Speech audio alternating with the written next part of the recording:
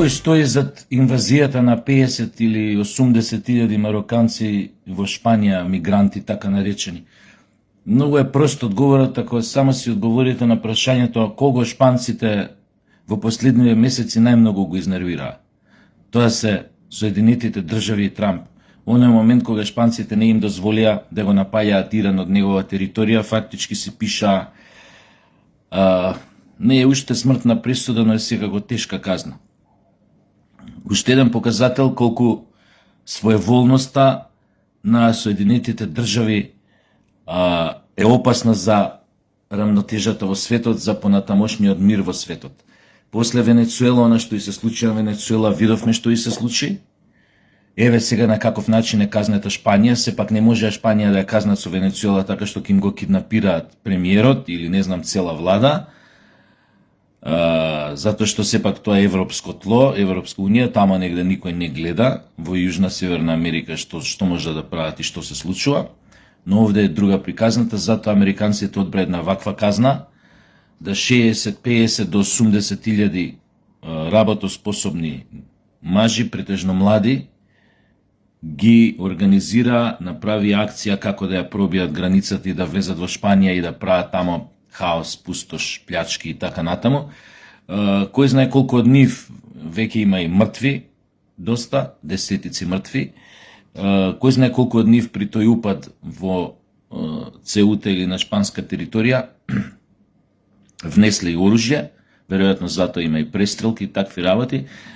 И едноставно ова не може да се подведе под категоријата, не знам, бунт на мигранти или не знам што, ова е, нели, има некоја сосема друга конотација, не знам каква не е војна инвазија, затоа што не влегуваат како организирана војска, нели, со тешко вооружение и друго, но секако и не е обичен бунт каде влегуваат поима на 1000 до 2000 мигранти на граница, па и не може толку ни да влезат, ова е нешто сосема друго. Очигледно, многу поблиску сме до оние најголеми стравови на поголемиот дел на луѓето кои што живеат во Европа, тоа што сите се прашуваат дали ќе има, нели, трета светска војна. Едвај американците успеваат, мислам дека едвај американците успеваат да го стишаат бесот на Анкара, бесот на турците, да не влезат во директен судир со Израел, значи во директна војна, од таквата разврска ќе биде секако крај на секаков светски поредок. НАТО алијансата веднаш автоматски во секундата ќе се распадне, затоа што Турција по сила е втора војна сила во НАТО. Значи истиот момент НАТО се распаѓа, тоа можете да бидете сигурни, поготово ако удри на најголемиот сојузник на Америка Израел, и во истата секунда ќе имате спојување на сите фронтови кои што моментално постојат во светот, од Украина до Хормуз, Персискиот залив и така натаму. Црното море, Персискиот залив. Значи тоа ќе биде почеток на трета светска војна без никакви недоумици да имаме ние сите.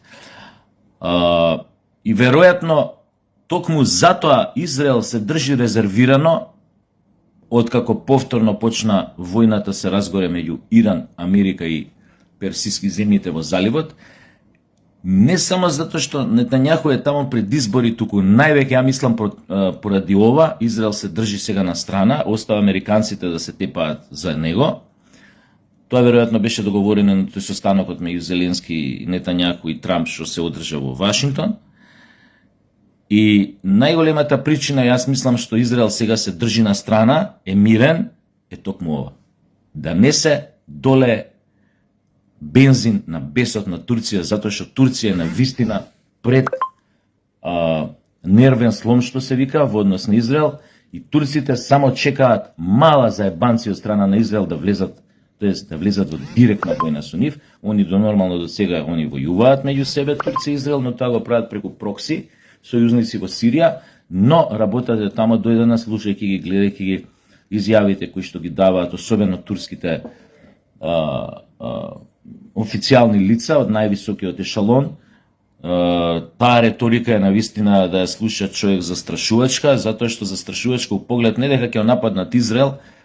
Израел може би заслужил многу повеќе од тоа, но поради тоа што таквата разврска ќе значи буквално, како што реков, крај на секој поредок, крај на НАТО, крај на мирот во светот кој онака е доведен во опасност. Тоа ќе значи спојување на сите фронтови од Украина, Црното море, Персискиот залив, Хормуз, натака Бапел Мандиб. Тоа ќе значи веројатно влегување во војна на многу повеќе земји и тоа ќе значи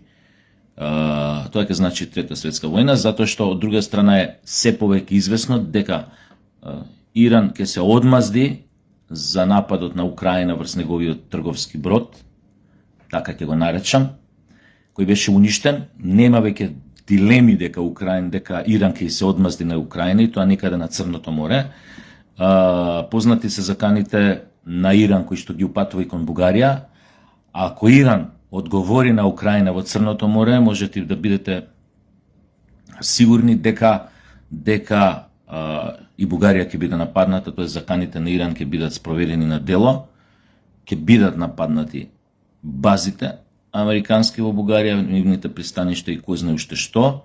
Бугарите живеат во филм дека имале некои противвоздушни одбрамбени системи, противракетни поправа. И сега си се јачаат деновиве така ги гледаме, ги читаме нивните вести по медиумиве, да ми многу биле јаки. Одма да им кажам да не си прават бајрам на паметот, која не можеше Израел со нивната троделен противракетен систем да одговори на Иран. Вие па епте нема да можете, значи у превод Иран ќе ви ебе матер.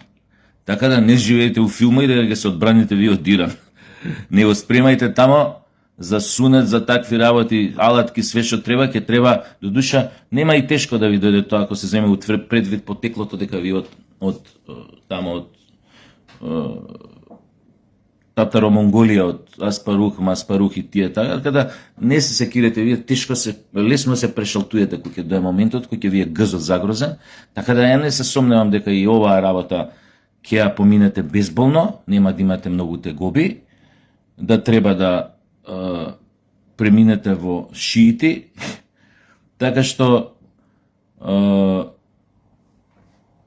ајде да видиме дали ќе го гледаме тој филм. Иако морам да признам, на никој реално во моментов не му одговара Трета светска војна, освен на еден човек,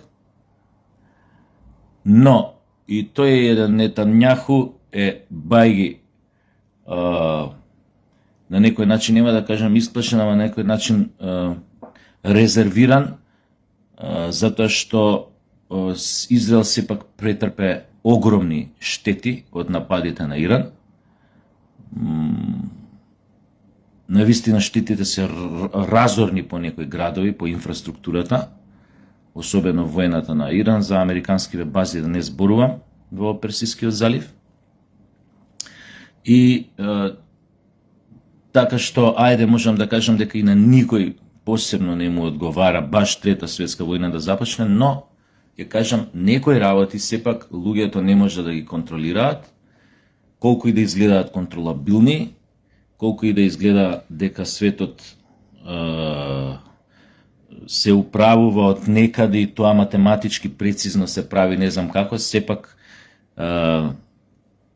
многу пати, во многу ситуации работите излегувале од контрола, па сме добивале она што сме добивале, па се менувале цели империи, паѓале, па цивилизации се менувале, па ова, па она. Така што тие филмови на теоретичари на заговор дека тоа е све контролирано и дека ако треба да бидете, не е се контролирано, човекот не може да контролира се, тоа е против законите на физиката. Така што може би во ситуација кога на никој не му одговара Трета светска војна, токму тогаш таа и ќе започне, затоа што Не можеш да гарантираш за сите, не можеш сите да ги држиш во секакви ситуации под контрола, особено не денес кога, не знам, толку земји имаат нуклеарно оружје, така што прашање на момент, на контекст, на ситуација е на веројатност кога тоа ќе биде употребено. А со оглед на тоа дека го има во огромна количина, го имаат веќе десетици земји, многу е веројатно дека таа пушка еден ден ќе пукне, вака или онака. Каде сме ние во целата таа работа? Видовме уште еднаш на дело како изгледа братството и лојалноста во Европската Унија. Првиот момент кога влегоа така наречените мигранти од Мароко, некои велат 50.000, некои 80.000, кога влегоа во Шпанија, неконтролирано, кога ја пробија границата. 3-4 земји од Унијата веднаш побараа Шпанија да излезе од тоа Шенген-Менген, се исплажија, си ебаа мајката. Толку од братството и лојалноста во Европската Унија, значи веднаш наместо братски да пристапат во солидарно во решавање на проблемот на шпанците, они се повлекоа. Италијанците ми е, да кажеме, релативно познато зошто, која е причината, они не смеа да писнат без дозвола на американците, значи они тие, она што го побара, они мислам дека е исто така како дојдено како директива од горе. Всушност, да се разбереме, цела Европа е од 45-та навак од Маршаловиот план под окупација на Соединетите држави. Кажете, наречете како сакате на таа окупација, тие не се самостојни. Они само глумат самостојност и само може да се силат на мали народи, на кои што може да им тренираат строгост, како Македонија и македонците. Во суштината една распашана команда, една банда во која што не се знае кој пие, кој плаќа. Еве го уште еден доказ за тоа. И очајно се обидуваат да се факторизираат во очите на светот како некаква сила, економска, па сега и воена, одвојуваат ненормални средства од буџетите за вооружување. Тоа уште еднаш треба да ни каже некои работи, особено Германија се обидува повторно да се факторизира во светски рамки, а знаеме како завршувало тоа секогаш кога Германија ќе се обидела да се факторизира во очите на светот. Тоа завршувало секогаш трагично со десетици милиони загинати, нели, вклучувајќи Прва и Втора светска војна. Така што навистина не е добра ситуацијата. Украина, Русија водат жестоки борби за Донбас. Останаа уште 2 града, кои што се во тотална опсада. Ако нив успеа да ги земат русите, значи ќе биде тоа бришан простор до Днепар и тоа ќе биде крај за Украина. Без разлика што тврдат светските медиуми, протоа западните медиуми, значи се водат жестоки борби тамо. Има огромни жртви на двете страни, но русите очигледно, исто како иранците, повеќе нема простор за муавет, иако ја верувам дека во однос на иранците некаде далеку во позадина се одвиваат некои преговори кои што се држат далеку од очите на јавноста во целосна тајност, но сепак иранците се во овој момент се едноставно со нив е невозможно да се преговара, тие се во мод на одмазда ставени, крволочно маваат по се што они го сметаат за непријатели. Со русите уште поземана работата, русите се уште помалку спремни од иранците да преговараат, и е една ситуација кај што за она спојување на фронтовите прават пред малку ова муавет.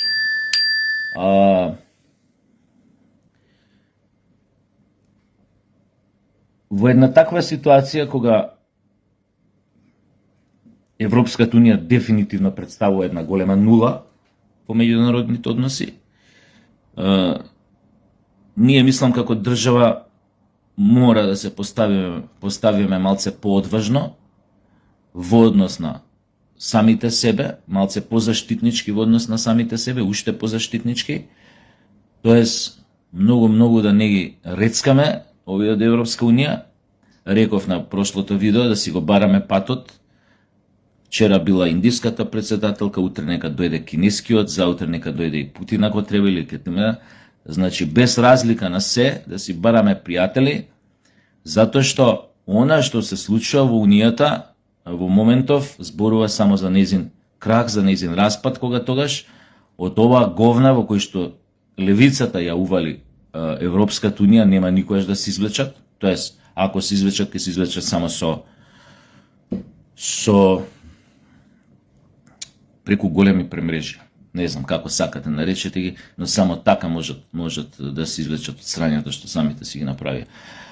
Така што мислам, моje мислење е тоа дека се што е наше, се што сме си загубиле во последниве години треба да се вратиме назад. Тоа значи името, уставното име на Република Македонија од 1991 година, без никакви скрупули, без никакви, не знам, стравови, јанзи, фантазирања дека тоа кој знае што ќе предизвика, нема ништо да предизвика. Може само буката да биде голема првите денови и така натаму, но мислам дека после тоа тој што ни е непријател пак ќе ни остане непријател. Што може да не направат? Ништо посебно. Така што навистина нема што да изгубиме. Значи со ова што го променивме името и што направивме 300 други понижувања, само понижувања, дали кон тие кои што ги направивме од стапките се сменија барем малце, дали не станаа пријатели? Не. Напротив, нивните апетити уште повеќе порасна и покажа дека може да ни бидат уште поголеми пријатели. Тоа зашто би им играле по кејфот, зашто би им ја исполнувале нивната политичка волја и нивниот нагон за да се изживуваат на помали од нив, нели, од позиција на моќ, затоа што се членки на Европската Унија, немаме потреба од таква работа. И мислам дека најдрско, а јас сепак мислам дека ќе дојде тој ден, сега не знам кога јевига, дека сигурен сум дека ќе дојде денот кога официјално ќе си го вратиме името, под какви околности, под каков притисок, но ние тоа ќе го направиме еден ден. Па затоа ја кажувам поубаво да биде тоа побрзо него подоцна, затоа што е неодржливо. Повторно ќе кажам за меѓународниот поредок, за меѓународното право, е неодржливо кога се случуваат вакви големи отстапки, кога под уцени и закани контра сите темелни вредности на едно цивилизирано општество, свет, заедница, појма неам, се принудува еден народ присилно да си го смени името или идентитетот. Така што да не тупам повеќе, имаме на вистина една многу, затоа и го зборам ова, имаме една специфична ситуација, која што е уште покомплексна, уште посложена од она што беше, а ретко зборам на оваа тема. И гледав сега и за ЦЕУТА, за влагањето на мароканциве и тамо, да? И никој тоа барем ја не видов, од тоа ја што гледав, никој не го поврза тоа со бесот на Трамп, што јавно го изрази кон Шпанија, кога Шпанија му откажа незината територија да биде појдовна точка за напади било каде во Персискиот залив, тоест на Иран. И мислам дека ова чиста одмазда на Америка кон Шпанија и уште една показна вежба дека може да бидат и побрутални ако сака, дека повеќе нема никаква почитување, барем од оваа администрација американска кон било која држава од Европската Унија, дека не ни гледаат како еден најобичен шлям од држави, шлям од сојуз. Иако ви кажав, тоа не можеше да го направи на начинот како што го направи во Венецуела, соопштењето на Мадуро, после на спектакуларна акција на командосите, влагање во Венецуела во неговата палата и киднапирање тамо, но доволно моќно, мислам, со ова им покажа на европјаните колку се ранливи, колку се неспособни, колку се слаби, колку се ништожни да се справат и со една таква работа, која што воопшто не е наивна, но која што не само Шпанија, туку целта беше да се понижи целата Европска унија. Како што и успеа во тоа Трамп, затоа што истиот момент, која влегоа, како што кажав, мигранти во наводници во Шпанија, истиот момент земјите во Европската унија едноставно полудеа и наместо да се стават на страната на Шпанија, тие почнаа да бараат Шпанија да се исклучи од вамо, да се исклучи од таму, колку да си ги зачуваат газињата. Епа, јеби га сега. Кој многу работел со газот, ќе си јаде по газот.